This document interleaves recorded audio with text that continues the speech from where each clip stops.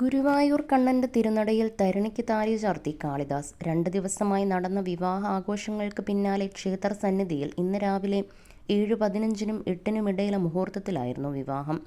സുരേഷ് ഗോപിയും ഗോകുൽ സുരേഷുമടക്കം നിരവധി താരങ്ങളും ആശംസകളുമായെത്തി.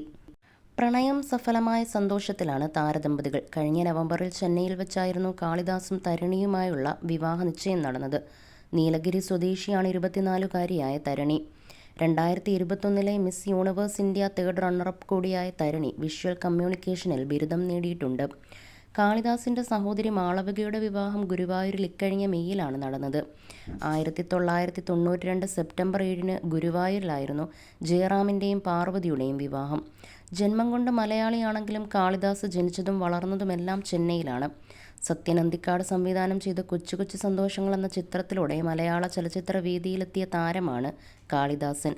സിബി മലയിൽ സംവിധാനം ചെയ്ത എൻ്റെ വീട് അപ്പൂൻ്റെയും എന്ന ചിത്രത്തിലെ അഭിനയ മികവിന് 2003-ലെ മികച്ച ബാലനടനുള്ള കേരള സർക്കാർ ചലച്ചിത്ര പുരസ്കാരവും ദേശീയ ചലച്ചിത്ര പുരസ്കാരവും കാളിദാസ് നേടിയിരുന്നു. അതേസമയം കാളിദാസിന്റെ വിവാഹത്തിൽ പങ്കെടുത്ത് അനുഗ്രഹിച്ച എല്ലാവരോടും നന്ദി ജയറാം അറിയിച്ചു. എത്രത്തോളം സന്തോഷമുണ്ടെന്ന് പറഞ്ഞറിയിക്കാൻ കഴിയില്ലെന്നും ഗുരുവായൂരപ്പൻ്റെ മുന്നിൽ വെച്ച് കണ്ണൻ്റെ വിവാഹം നടത്താൻ സാധിച്ചതിൽ വളരെയധികം സന്തോഷമുണ്ടെന്നും ജയറാം പറഞ്ഞു.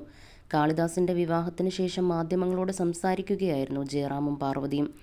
ഞങ്ങളുടെ കല്യാണം കാണാൻ കൂടിയതുപോലെ ആളുകൾ വീണ്ടും ഞങ്ങളുടെ മകൻ്റെ കല്യാണത്തിനുമെത്തി.